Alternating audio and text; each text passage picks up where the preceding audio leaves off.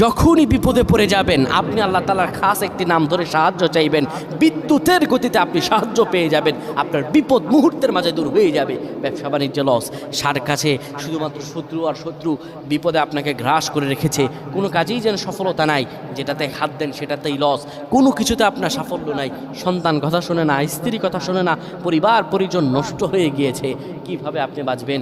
প্রবাসে আটকা পড়ে গেছেন, আসতেও পারেন না, কোনো কাজও পাচ্ছেন না, আপনি আমলটা করেন। এটি আমার কথা নয়, বিশ্বনবী মুহাম্মদ রাসূলুল্লাহ সাল্লাল্লাহু আলাইহি ওয়াসাল্লামের প্রিয় সাহাবী হযরত যায়েদ রাদিয়াল্লাহু তাআলা আনহু, তিনি একবার মক্কা থেকে হিজরত করে যখন মদিনায় যাবেন, ঠিক সেই সময় বিপদে পড়ে যান।